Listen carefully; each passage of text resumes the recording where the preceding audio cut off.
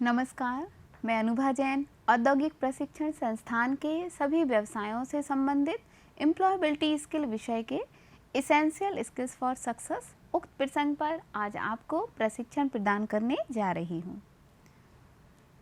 इस इकाई का उद्देश्य आपको तनावों से तथा इसकी प्रभावी प्रतिक्रिया से परिचित कराना है, ताकि विद्यार्थी उन असंख्य अपेक्षाओं से प्रभावी रूप से निपट सकें, क्योंकि समाज में जिनसे उनकी उपेक्षा की जाती है। इस इकाई में हम तनाव की अवधारणा और बच्चों के निष्पादन से उनके संबंध की विवेचना करेंगे, क्योंकि जीवन के किसी भी पल ऐसा नहीं होता है कि हम तनाव से नहीं जूझ रहे होते हैं। बस बात होती है कि आप परिस्थितियों का आकलन कैसे कर रहे होते हैं। तनाव ऐसा है जो कि आपको कम या अधिक रूप में आपके पास रहता है और वो ज़रूरी भी है। तो आज हम जानेंगे कि तनाव क्या होता है और हमें तनाव से कैसे निपटना है, कैसे इससे पार होना है, अपने पर इसको हावी नहीं होने देना है। तनाव शब्द का संबंध उस अनुक्रिया से है जो आप ऐसी परिस्थितियों का सामना करते समय करते हैं जो आपको किसी न किसी रूप में कोई क्रिया करने, परिवर्तित होने और समायोजित होने के लिए बाध्य करती है। जब आपने यह महसूस किया होगा आप तनाव में हैं, तो मतलब कि आपके अनुकूल थोड़ी सी कंडीशन वहाँ नहीं होती है, तभी आप तनाव फील करते हैं थोड़े से। लेकिन तनाव का एक तरीका होता है। आप इस पिक्चर में देख रहे हैं, इसको थोड़ा सा काम आ गया तो सिर एकदम पकड़ लिया है, सिर पकड़ के बैठ गए, इससे कुछ सॉल्यूशन होने वाला है? बिल्कुल नहीं होने वाला है। मीन्स इसने बहुत ज़्यादा, जबकि इन्हीं फाइलों को आराम से स्टार्ट करेगा तो हो जाएगा, वो कंप्लीट हो जाएगा। आप अपने तनाव से दूर हो सकते हैं। और अगर इस तरह से रिएक्ट करेंगे तो आप पूरे दिन परेशान रहेंगे, सिर दर्द हो जाएगा और भी बहुत सारी चीज़ें पॉसिबल हैं, और आपकी जो प्रॉब्लम है उसका सॉल्यूशन कुछ भी होने वाला नहीं है। तो इस तरह से हमें नहीं बैठना है, हमें लड़ना है, हमें हिम्मत से आगे बढ़ना है, और जो भी हमारे सामने कोई भी चुनौती आ रही है उसका हमें सामना करना है। तनाव को हम एक चुनौती कह सकते हैं। चुनौतियां सबके सामने आती हैं, बस इसको एक समस्या के रूप में नहीं लें, क्योंकि यह आपका आकलन है कि आप उसको कैसे देख रहे हैं। प्रॉब्लम सभी के पास है, प्रॉब्लम होती ही है। अगर जीवन में प्रॉब्लम नहीं होगी तो हम उनको अपने जीवन को क्या समझेंगे? स्मूथली चला जा रहा है, स्मूथ लाइफ में कोई मज़ा है क्या? बिल्कुल नहीं है।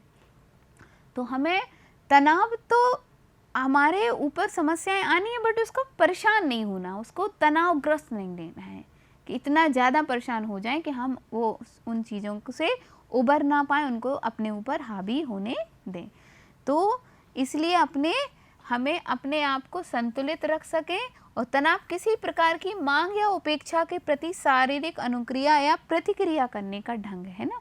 हमारा जो भी है, हम प्रतिक्रिया देने लगते हैं। जब भी हम परेशानी में होते हैं, या तो रोने लगेंगे, या गुस्सा करने लगेंगे, या हाथ फड़फड़ाने लगेंगे, मतलब कुछ भी एक्शन होने लगता है, इसको हम तनाव कह सकते हैं। तो तनाव का मनोवैज्ञानिक अर्थ अगर हम देखते हैं तो क्या होता है, तनाव के जो कारण है क्या होते हैं, बाह्य भी हो सकते हैं और आंतरिक हो सकते हैं। प्रतिबलक है ना, जो कारण होते हैं प्रतिबलक, आंतरिक भी हो सकते हैं और बाह्य भी हो सकते हैं। तो सबसे पहले हम बाह्य जो हैं उनको जानेंगे कि जो बाह्य प्रतिबलक होते हैं, जैसे कि एक बच्चे के एग्जाम्पल, आप विद्यार्थी, हम आपके ऊपर ही लेते हैं कि आप पढ़ रहे होते हैं और अचानक से लाइट चली जाती है, तो यह कहलाएगा बाह्य प्रतिबलक, है ना। इसी तरह से अगर आप खेल रहे होते हैं और एकदम से बारिश आ जाए, आप ग्राउंड में खेल रहे हैं, तो यह बाह्य प्रतिबलक है और आप इससे परेशान हो जाते हैं, ठीक है ना। और एक होता है आंतरिक प्रतिबलक। आंतरिक प्रतिबलक होता है कि जब आप किसी कार्य को करने जा रहे हैं और आपने पहले से ही धारणा बना ली है कि अरे ये तो हो ही नहीं पाएगा, ये तो बहुत टफ है, कैसे दे दिया मेरे लिए ये करने को, ठीक। आपका वो काम आपने अपने अंदर उसको धारण कर लिया है, आप उसको मेरे ख्याल से तो आप नहीं कर पाएंगे, क्योंकि आप पहले से ही नेगेटिव हो चुके हैं। आप कहीं जाना है तो आप बोलेंगे कि अरे ये रास्ता तो बड़ा टफ लगता है, ये कहाँ वो भेज दिया मुझको। मतलब आपने पहले से ही सिचुएशन को बहुत निगेटिव अपने अंदर जो है, आपने अगर अपने अंदर उसको निगेटिविटी वे में ले लिया है, तो मान लीजिए कि आपको उस यह एक तनाव आपने अपने अंदर विकसित कर लिया है, जिसको कि सॉल्व करना थोड़ा सा मुश्किल होता है। तो हमें आंतरिक रूप से थोड़ा सा मजबूत होना चाहिए।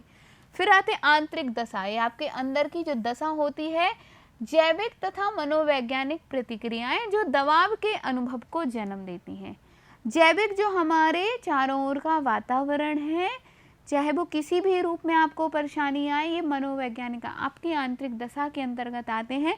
कि आप कहीं पर खड़े हुए हैं और एकदम से आप कहीं जा रहे हैं और बहुत तेज़ तूफान सा आ गया, आप डस्ट उड़ने लगी, तो ये आपका चारों ओर का वातावरण, तो वातावरण से संबंधित जो भी होगा वो जैविक के अंदर। और मनोवैज्ञानिक जो हम मन की दशा होती है, आप अपने अंदर जो भी किसी भी कंडीशन को लेके नेगेटिव या पॉजिटिव जैसा भी सोच लें, वो आपके अंदर की दशा हो जाती है, जिसका कि आपको सामना कर रहे हैं, आप रक्षा कर रहे हैं उससे। कुछ लोग रहते हैं जो भी सामने उनके आ रहा है उससे सामना करते हैं कि अरे कोई बात नहीं, ये प्रॉब्लम आई है तो हमें इसको फेस करना है, और कुछ अपने आप को उससे अलग कर ले जाते हैं, उससे बचा ले जाते हैं कि नहीं भाई ये तो मैं नहीं कर पाऊँगा, और पहले से ही हार के बैठ जाते हैं। अरे भाई लड़ो लड़ो तो ज़्यादा अच्छा है कि पहले से ही हार मान लो। तो ये आपकी सोच होती है कि आप उसको कैसे ले रहे होते हैं। और एक होता है परिणाम, जब दबाव प्रतिक्रिया होंगे तो परिणाम क्या होंगे, चुनौती पर विजय पाना या बीमारी या तनाव। जब आप किसी भी सिचुएशन का सामना करेंगे तो पॉसिबल है कि आप विजय पाएं, आप उससे जीतें, आप उसके आगे जा पाएं। अगर भाई परीक्षा आप दे रहे हैं और आपको पहले से ही पता है अरे रीजनिंग तो बहुत टफ होती, मैं तो उसको कर भी नहीं पाऊँगा, पहले से ही तो आप क्या हो जाएंगे, बीमार पड़ जाएंगे, तनावग्रस्त हो जाएंगे और एग्ज़ाम में फ़ेल हो जाएंगे। जबकि अगर आप तरीके से उसको सॉल्व करेंगे, आप उसकी तैयारी करेंगे, उसको फेस करेंगे, तो मे भी आप विजय प्राप्त कर पाएँ, आप you achieve your aim. Possible है ये, तो ये आपके अंदर है और वही आपको परिणाम देगा कि आप किस तरह की अपने अंदर सोच रखते हैं। तो तनाव के प्रकार अगर हम जानेंगे तो आह्लादिक जनित तनाव, इसको आह्लादिक जनित तनाव होता है, एक पॉजिटिव होता है ये, है ना, कि जो कि पॉजिटिव लोग, जो कुछ लोग पॉजिटिव ले लेते हैं। जैसे कि आप एक टीचर है जो कि कक्षा में पढ़ा रहा है, ठीक, तो कक्षा में वो पढ़ाते पढ़ाते अपने बच्चों के लिए बोल रहा है कि आप लोग इस चीज़ को पढ़िए, ये चैप्टर ऐसा है, मीन्स वो अपना बेस्ट दे रहा है, अपने बच्चों से भी उम्मीद कर रहा है कि वो बहुत अच्छे से उसको कर ले जाएं। क्यों सोच रहा है वो थोड़ा सा परेशान है इसके लिए, क्योंकि वो दिल से चाहता है कि उसके बच्चे कुछ बने, कुछ कर पाएँ। तो यह उसका आह्लादिक तनाव है, मीन्स पॉजिटिव सकारात्मक तनाव होगा। इसमें कोई भी एम्प्लॉय भी हो सकता है जो अपनी पदोन्नति के लिए अलग से एफर्ट कर रहा है, कोई एग्ज़ाम क्रॉस कर रहा है, थोड़ी सी परेशानी तो रहेगी, तनाव तो रहेगा उसको कि अरे मुझे एग्ज़ाम क्रॉस करना है, बट वो पॉजिटिव होगा, आह्लादिक तनाव के अंतर्गत हम इसको रख सकते हैं। और एक होता है दुख और वेदना, इसको हम नकारात्मक तनाव कह सकते हैं। अगर आप किसी भी चीज़ को लेके पहले से ही नकारात्मक हो गए हैं, पहले से ही बहुत परेशान हो गए हैं, तो निश्चित रूप से आपको परेशानी में डालेगा, आपको दुख देगा, आपको वेदना देगा। तो ये आपके ऊपर है कि आप किस कंडीशन को कैसे ले रहे हैं। आप यहाँ पर अगर एक छोटी सी मैं स्टोरी आपको सुनाती हूँ, मतलब दो पेरेंट्स हैं, तो दोनों के बच्चे स्कूल जाते हैं, उन्होंने स्टार्टिंग शुरू किया है, ठीक, तो बच्चे स्कूल जा रहे हैं, दोनों ही बच्चों को बड़ी परेशानी हो रही है। छोटे बच्चे हमेशा परेशानी ही रहती है उनको स्कूल जाने में, तो बड़ी परेशान हो रहे हैं। बच्चा स्कूल जा रहा है, 1 दिन 8 दिन हो गए, बच्चा एडजस्ट नहीं कर रहा। एक पेरेंट्स ऐसा है कि परेशान भी बहुत है लेकिन बच्चे को निकाल नहीं रहा। दूसरा पेरेंट्स क्या कर रहा है, बच्चे को स्कूल भेज रहा है, इसके बाद क्या कर रहा है कि ये बच्चा यहाँ एडजस्ट नहीं हो रहा, तो जो उसकी फ्रेंड कहीं पढ़ती है दूसरे स्कूल में उसको डाल दिया, वहाँ वो एकदम एडजस्ट हो जाता है। तो यहाँ अगर आप तनाव से नहीं जूझेंगे, उसको सॉल्यूशन तो निकालना ही है आपको अपने बच्चे को। उसने आराम से सॉल्यूशन निकालना, वो तनाव से उभर गया, लेकिन जो दूसरा पेरेंट्स है वो आराम से उसको परेशानी रहेगी। सुबह उठेगा, अरे अब सुबह होगी, बच्चे को फिर से रेडी करना है, फिर से हमें परेशान होना है, फिर से हमें उसके नखरे देखना है, क्योंकि बच्चा तरह तरह के बहाने भी बनाता है। तो यह आपका सॉल्व करने का तरीका होता है। अति तनाव, अति तनाव को अगर हम समझें तो होता है कि प्रेशर बहुत ज़्यादा देना, कि अगर बच्चा पढ़ रहा है ठीक है, अगर आप बच्चे को डांट रहे हैं सुबह शाम, मतलब डांटते जा रहे हैं और उसकी कैपेबिलिटी नहीं है, आप हर बच्चे से उम्मीद नहीं कर सकते कि वह IAS ही बन जाए। पॉसिबल है? ऐसा नहीं है। तो यह उस बच्चे पे क्या होगा, अति तनाव हो जाएगा, वो उस प्रेशर से परेशान हो जाएगा, क्योंकि वो उसकी कैपेबिलिटी नहीं है, वो नहीं पढ़ सकता है। भाई उसका इंटरेस्ट कहीं और है, उसके इंटरेस्ट को पहचानो, तो सीधा तय वो अति तनाव हो जाएगा। वो क्योंकि वो उसका इंटरेस्ट है नहीं, आप उसको सुबह शाम डांट रहे हैं, वो प्रेशर एकदम ऊपर हो जाएगा, तो अति तनाव हो जाएगा। और एक होता है चिरकालिक तनाव। इस चिरकालिक तनाव को हम ऊब के अंतर्गत भी रख सकते हैं। ऐसे आपने देखा है कि एक टीचर है, वो रोज़ वही क्लास पढ़ा रहा है, हर साल उसको वही क्लास दे दी जाती है, तो उसी काम को करते करते उसको ऊब होने लगती है, वो परेशान रहेगा थोड़ा बहुत, कुछ भी क्रिएटिव नहीं है। इस तरह से तनाव, तो इसको हम चिरकालिक तनाव के अंतर्गत रखते हैं। जो तनाव के कारण हैं उनको जानेंगे हम। बाह्य प्रतिबलक, जिसको कि अभी हमने बोला था, आपके जो बाहर के प्रतिबलक होते हैं, हमारे पर्यावरण से रिलेटेड भी हम इसको कह सकते हैं, या बाहरी लोगों से रिलेटेड। जैसे कि हम अपने एक परिवार में रहते हैं और परिवार में अचानक हमारे एग्ज़ाम है और किसी को कोई बीमार हो गया है या किसी की मृत्यु हो जाती है, तो ये बाह्य प्रतिबलक होते हैं, इससे हम तनावग्रस्त हो जाते हैं। नियंत्रण स्थान, नियंत्रण स्थान के अंतर्गत अगर आप उन तनावों पर नियंत्रण नहीं पा रहे हैं, यह भी एक कारण है। तनाव सबके ज़िंदगी में आते हैं, लेकिन आप उसको किस तरह का किस स्थान दे रहे हैं। अगर वो नियंत्रण की अवस्था में है तो आपको उनको नियंत्रित करना चाहिए, उन तनाव को सॉल्व करना चाहिए, उनसे ऊपर उठने की कोशिश करनी चाहिए। आंतरिक प्रतिबलक आपके अंदर के खुद के प्रतिबलक होते हैं। अगर आप किसी भी लक्ष्य को पाने में कोई चुनौती अगर आपको दी गई है, आप उसका सामना करने में खुद पहले से ही नर्वस हैं, पहले से ही आपकी आंतरिक दशा है वो बहुत अच्छी नहीं चल रही है, आप कॉन्फिडेंस नहीं है अपने लक्ष्य के लिए, आपको बोला गया है कि आपको स्पीच देना है, आप पहले से ही बहुत डर रहे हैं, घबरा रहे हैं, स्पीच पूरी तैयार है, लेकिन आप वहाँ फिर कुछ भी नहीं कर पाएंगे। जैसे कि यहाँ हम एक बच्चे का एग्जाम्पल आपको देंगे कि एक बच्चा बड़े अच्छे से पूरा तैयारी करता है, ठीक है ना, इंटरव्यू में जा रहा है, वो सब कुछ आता है, ऑल ओवर वो पढ़ाई में बहुत अच्छा रहा है, बट इंटरव्यू वो फर्स्ट टाइम दे रहा है। तो क्या होता है कि अच्छे से लेकिन रात में ही सोच रहा है, मैं यार वहाँ पे जाऊँगा, इंटरव्यू वो हमसे इंटरव्यूअर क्या पूछेंगे, मैं उनका आंसर कैसे दे पाऊँगा, मेरी बात मैं सही से रख तो पाऊँगा। इस तरह से इस चीज़ को सोचते सोचते रात भर वो सोया भी नहीं, सुबह बड़े आराम से उठा, जैसे तैसे इंटरव्यू देने पहुंचा, लेकिन वहाँ पहुंचते ही उसके हाथ पैर कांपने लगे। उन्होंने उसको रिलैक्स करने की भी कोशिश की, लेकिन वह रिलैक्स नहीं हो पाया। एट लास्ट क्या हुआ, उसका इंटरव्यू बिगड़ गया। किस कारण से? आंतरिक प्रतिबलक, उसके अंदर के अपने खुद के निगेटिविटी से, उसके अंदर जो भाव थे इस तरह के, वो नेगेटिव सोच रहा था। आस्था या विश्वास है, आपकी आस्था या विश्वास है, वही चीज़ है। अगर आप सोचते हैं मैं ऐसा कर ले जाऊंगा, तो निश्चित तौर पर आप कर ले जाएंगे, और अगर आप यह विश्वास रखते हैं कि मैं ऐसा नहीं कर पाऊंगा, तो किसी भी हालत में आप वो काम नहीं कर पाएंगे। स्वास्थ्य पर अब तनाव का क्या प्रभाव पड़ता है? तो संवेगात्मक रूप में हम इसको देखेंगे कि जो संवेग रहते हैं, संवेगात्मक जो हमारी क्रियाएं होती हैं, जैसे क्रोध आना एकदम गुस्से से, और या बहुत ज़्यादा चिड़चिड़ापन हो जाना, ये हमारे संवेग होते हैं, है ना। तो अगर इन संवेगात्मक इन चीज़ों पे, क्रियाओं पे कोई क्या है, अपना कंट्रोल नहीं कर पाता है।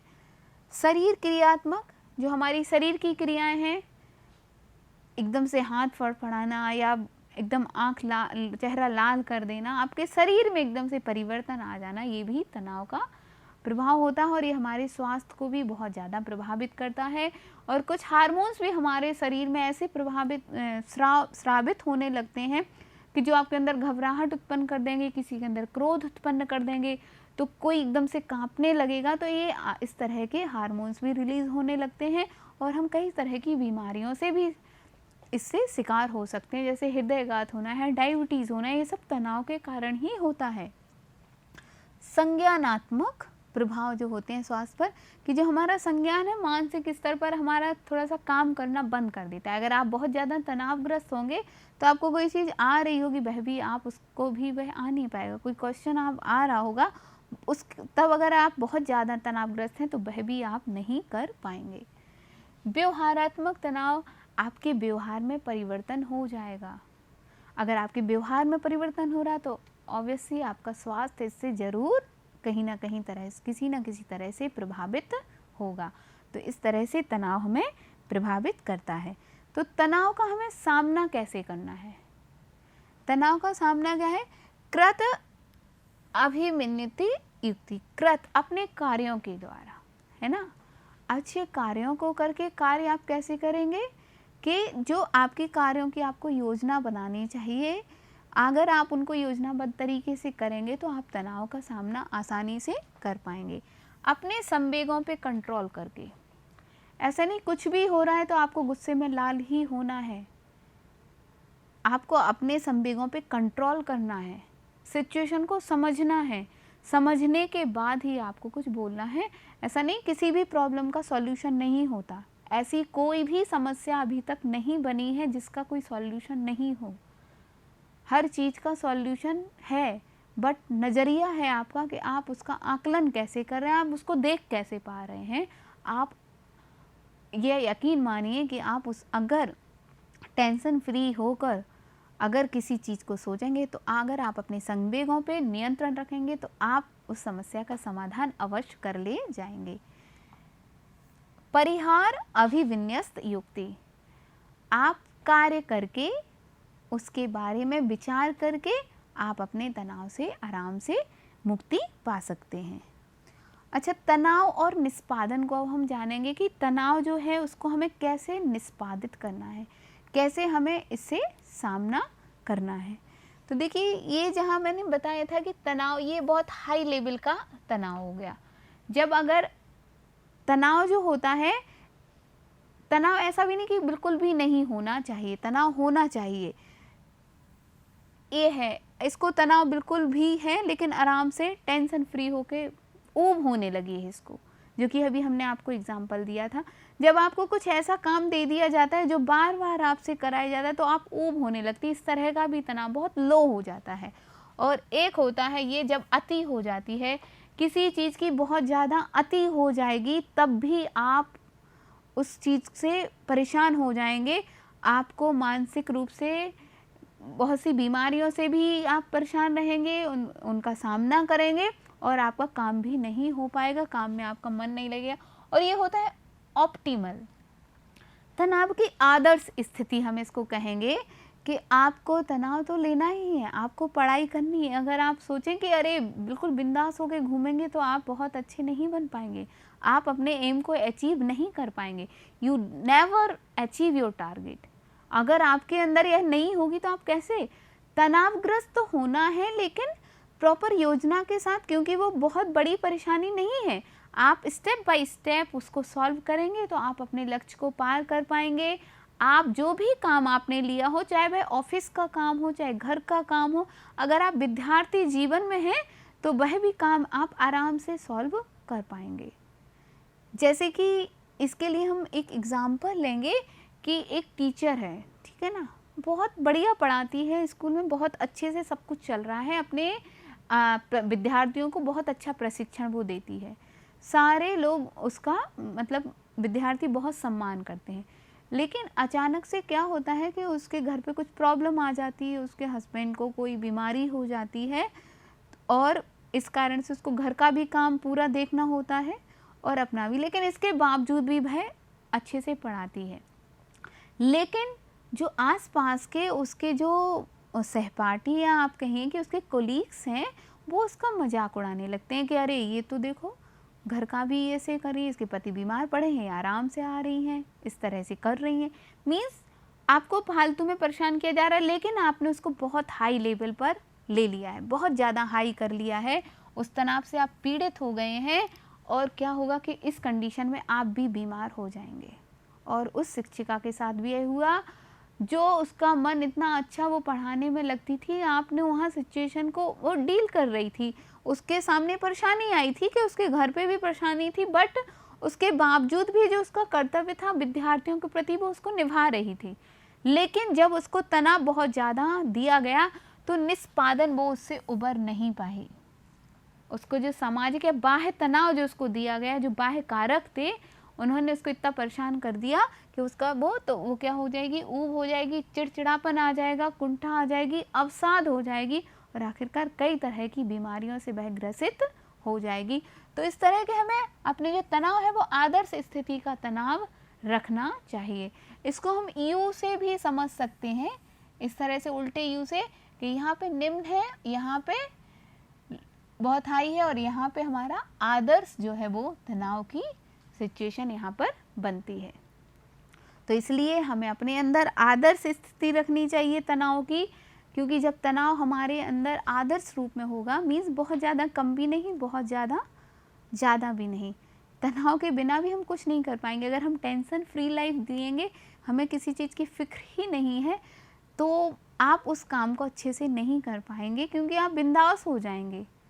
लेकिन कुछ तो प्रेशर आपके ऊपर ज़रूरी है, लेकिन उसको प्रेशर रूप में नहीं लेना। अपने टारगेट को अचीव करने के लिए समझ लीजिए एक लाइट है, एक लैंप है जो जल रहा है और हमें दिशा दिखा रहा है।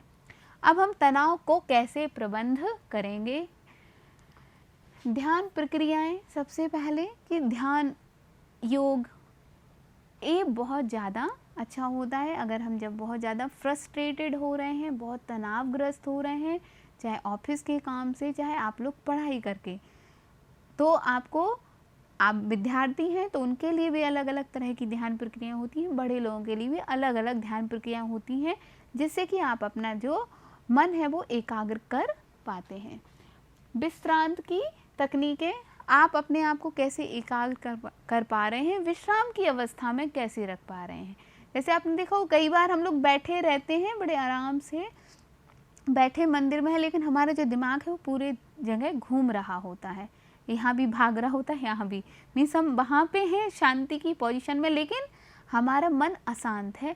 तो वही विश्रांत की आपकी तकनीकें हैं जो हमें अपने अंदर विस्तृत करनी है, कैसे हमें उनको अपने अंदर डेवलप करना है कि हम अपने मन को शांत रख पाएँ। लचीलापन होना चाहिए, इंसान को लचीलापन लाना चाहिए अपनी सोच में।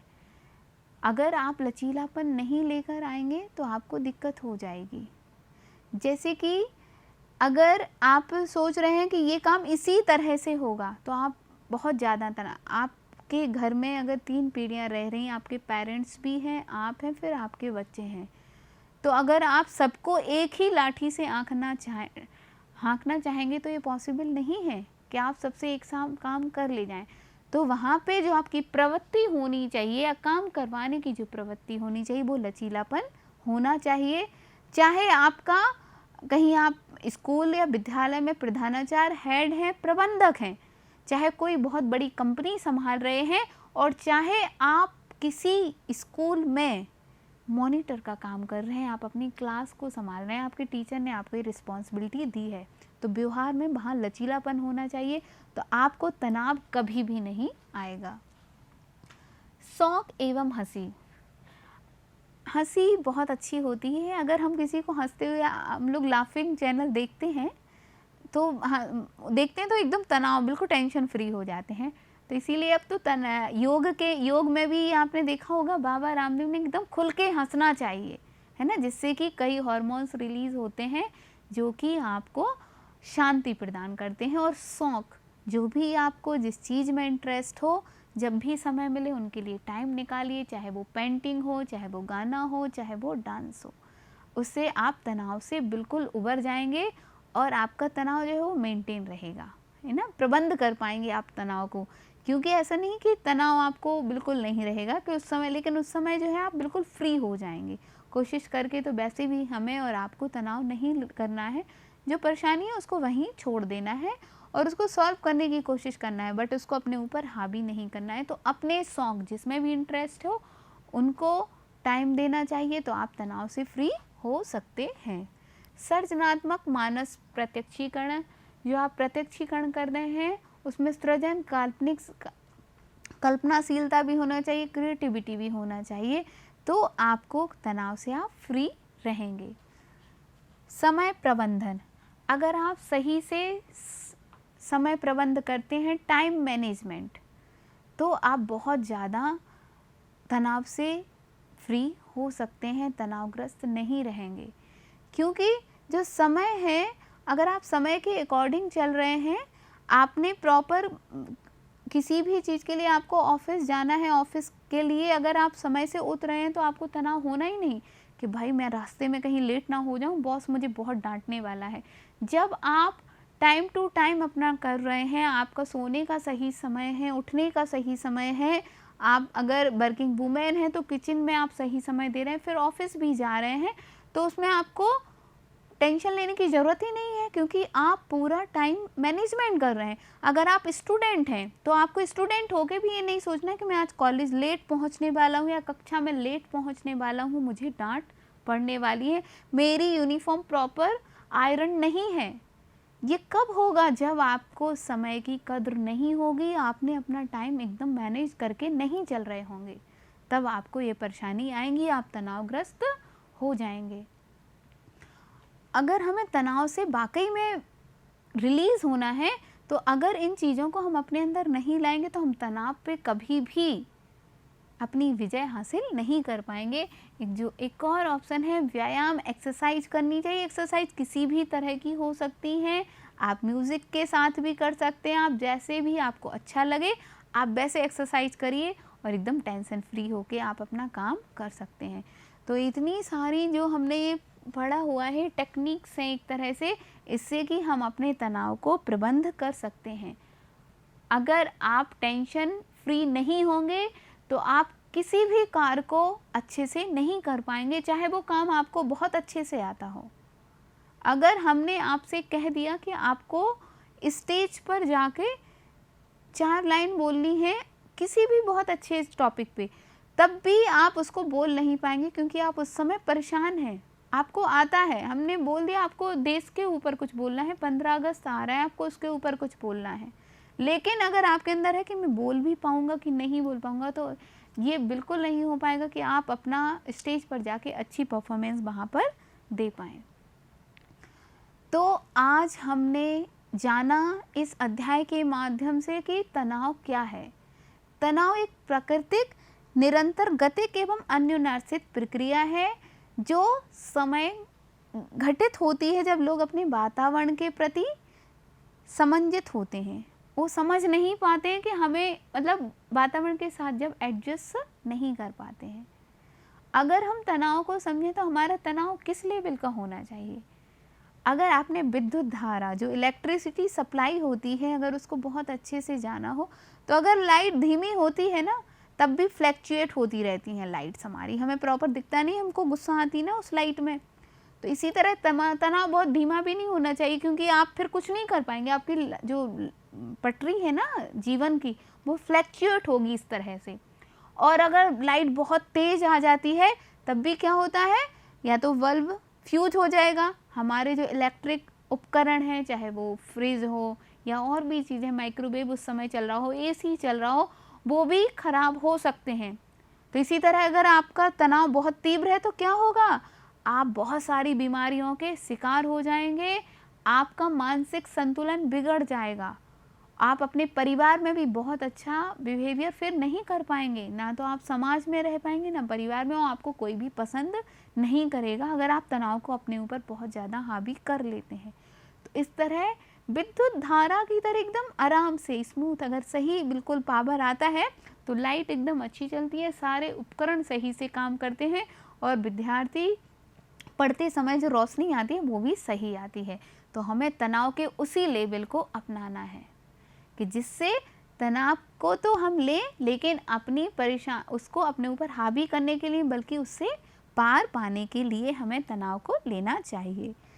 तो इस तरह से जो इस अध्याय है इसको पढ़ाने में मैंने जो लिया है एम्प्लॉयबिलिटी स्किल, जो कि माया शुक्ला जी द्वारा लिखित है, और www निम्मी लर्निंग ऑनलाइन इस वेबसाइट की भी मैंने सहायता ली है। तो आशा करती हूँ कि ये अध्याय आपको बहुत अच्छा लगा होगा और आप इसको अपने जीवन में ज़रूर उतारोगे और तनाव से मुक्ति ज़रूर पाएंगे, ये कौशल अपने अंदर विकसित करेंगे। तो आशा करती हूँ कि आपको यह भविष्य में मददगार सिद्ध होगा। धन्यवाद।